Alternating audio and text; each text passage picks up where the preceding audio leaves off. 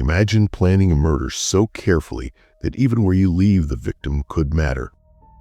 Not 25 miles across a border, not even 1 mile. About 25 meters.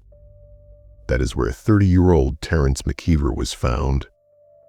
Just 25 meters inside Northern Ireland.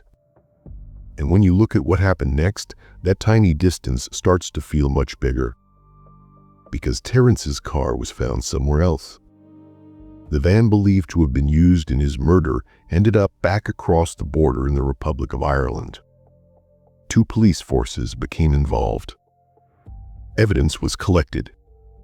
Witnesses came forward. And then, over the years, some of the most important evidence simply disappeared. So tonight, I want to look at one question. Was the border just part of the geography of Terence McKeever's murder? Or did it help the people who killed him escape justice? To answer that, we have to go back to the morning of June 16th, 1986. Terence McKeever was 30 years old. He was recently married. He lived with his wife on Pembroke Road in Ballsbridge, Dublin. His family operated a successful electrical contracting business based in Armagh, and Terence regularly drove north from Dublin for work. That morning should have been completely ordinary. At around 6:50 in the morning, Terence left his home. He was driving a distinctive champagne-colored luxury car. His expected journey would take him north through places including Slane, Ardee, and Monaghan before continuing toward Armagh. He was supposed to arrive at work. He never did. By shortly after 10 that morning, people at the company were worried. A colleague contacted police on both sides of the border. At first, there was an obvious possibility. Maybe Terence had been involved in an accident. The colleague even traveled along the route looking for him. Nothing. But less than an hour later, a strange phone call was made to police in South Armagh. An anonymous woman reported seeing 2 masked men behaving suspiciously near Mullaghduff Bridge. According to the information later reported, the men had removed something from the back of a blue Toyota Liteace van. Then they drove away. Another call followed. There was a body near the bridge. It was Terence. And this is where the geography becomes critical. Terence had left Dublin in the Republic of Ireland. Investigators believe he was abducted somewhere around the Monaghan and South Armagh border area. But his remains were discovered about 25 meters inside Northern Ireland. 25 meters. Walk that distance and you can do it in seconds. But legally, Terence was now in another jurisdiction. And that meant another police force. The investigation north of the border was handled by the Royal Ulster Constabulary. The guards operated south of the border. Maybe that means nothing. Borders exist. Crimes happen near them. A body found on one side rather than the other does not automatically prove planning. But then look at what happened to the vehicles. Terence's own car disappeared with him. It was not found beside his body. It was discovered the following day near Carnaw in County Armagh, miles away from Mullaghduff Bridge. Then investigators focused on the blue Toyota Liteace van. The guards believe that van was used in Terence's murder. It had been stolen in Dundalk almost a month earlier. It was carrying stolen registration plates. And after Terence was killed, where did it appear? Not in Northern Ireland. The van was found abandoned near Ardee in County Louth, back inside the Republic of Ireland. Stop there for a second. Terence leaves Dublin. He disappears close to the border. His body ends up just inside Northern Ireland. His own car is abandoned elsewhere in County Armagh, and the vehicle believed to have been used in the murder is abandoned back in the Republic. One crime. Different locations. Different vehicles. 2 jurisdictions. Was that deliberate? There are 3 explanations worth taking seriously. The first is the simplest. Maybe the border had nothing to do with the plan. This was South Armagh during the Troubles. The border cut through roads, communities, and rural areas. If the people responsible operated in that region, crossing from one jurisdiction into another may have been normal. Under this theory, Mullaghduff Bridge was simply a suitable remote location. The van was abandoned wherever the killers thought they could safely leave it. Terence's car was dumped somewhere else to make tracing their movements harder. The 25 meters would then be an extraordinary coincidence. Possible? Yes. But there is a second theory. Maybe the killers were not deliberately trying to create a legal problem. Maybe they simply understood the territory better than the investigators chasing them. Remote roads, border crossings, different vehicles, stolen plates, a stolen van. All that creates confusion without requiring some complicated master plan. The people responsible may simply have been using an area where they knew how to move quickly and disappear. That explanation fits a lot of what we know. But then there's the third theory, the darkest one. What if the separation was deliberate? What if leaving Terence just across the border while sending evidence back in the opposite direction was designed to split the investigation? Terence's sister has publicly said that she believes her brother's body was deliberately left north of the border while the van was abandoned in the south in order to complicate the investigation. That is her belief. It has not been proven. But 40 years later, we can ask something different.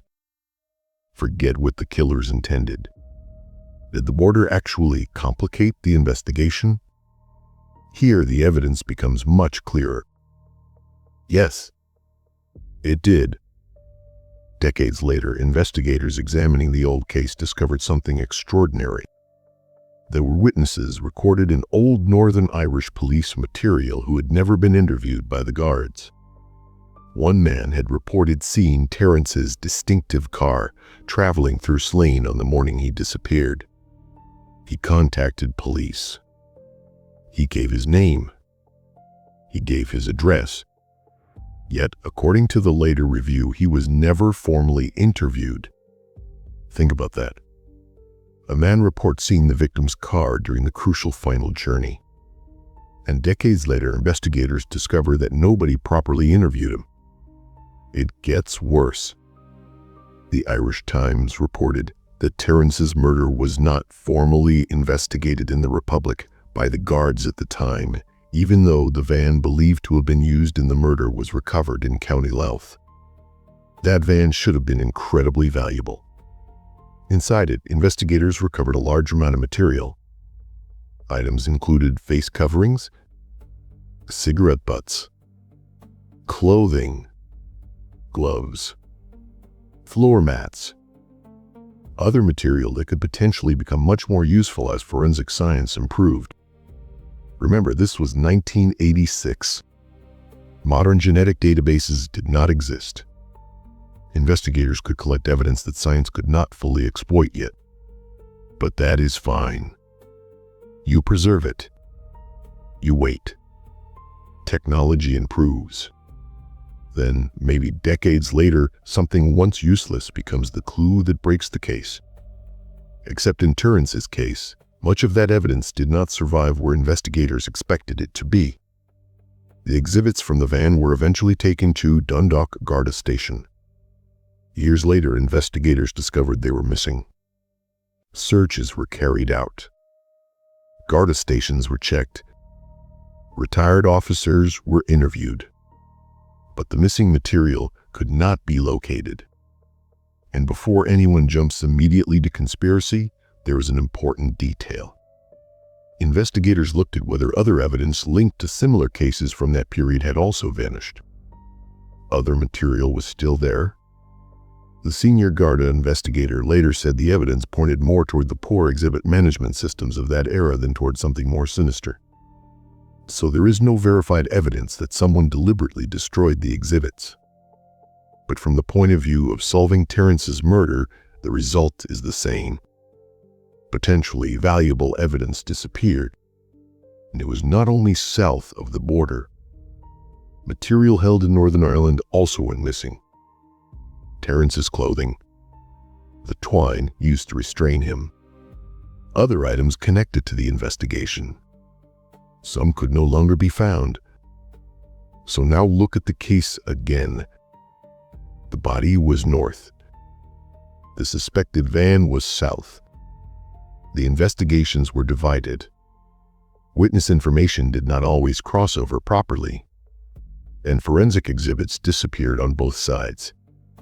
That is not a theory. Those are documented problems, and they matter even more because of what happened after the killing.